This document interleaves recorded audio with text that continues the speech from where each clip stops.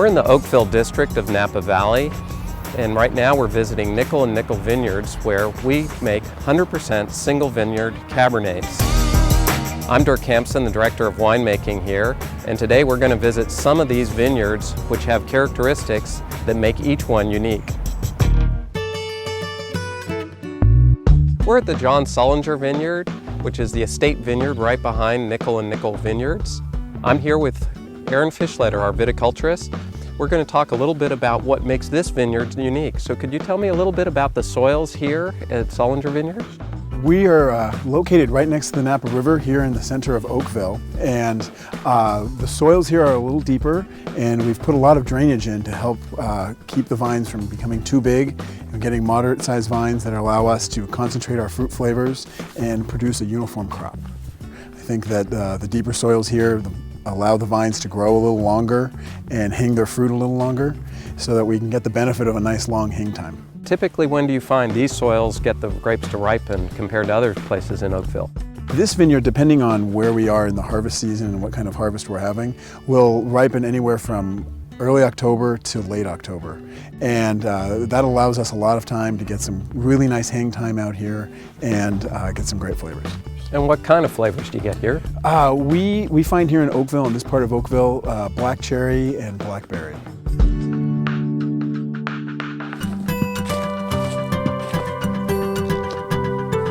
Compared to the deeper soils of Sullenger, why don't you tell me a little bit about what we find at the Tench Vineyard?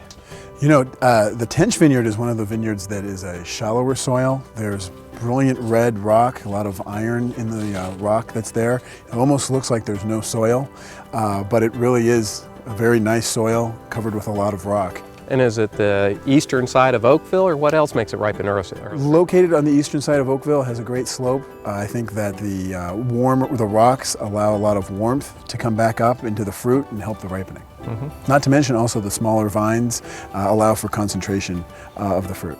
How different is the drainage, and what does that do to the kinds of flavors we find there? Well, the drainage is very good there. I think that it allows for the vines to produce less canopy, which allows more sunlight and other ripening for the fruit. Tell me a little bit now about how you would compare that with Rock Cairn here in the center of the valley. Rock Cairn, it's central in Oakville. We have soils that are very similar to the western side of the valley, and that allows, it's not very deep and allows the vines to produce moderate-sized vines.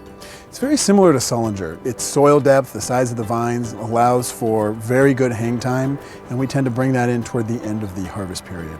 We find more of the briary, black cherry, some hints of blackberry.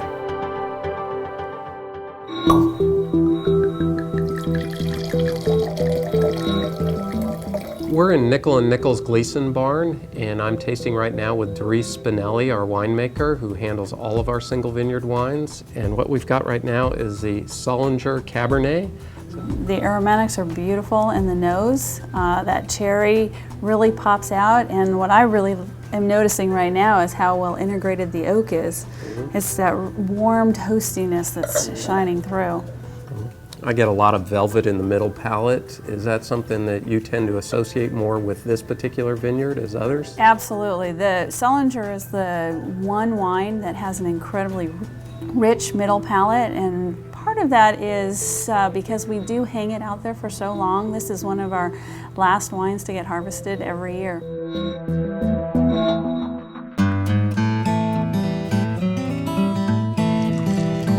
So at this point we've got our Tench Vineyard in the glass, and it's a just dramatically different wine to me. That red rocky soil in Tench, really the iron really gives some beautiful aromatics, and it's really a sweeter nose and a sweeter palate, and that's because those rocks generate a lot of heat. It's much hotter over on the east side, and it does come in much earlier.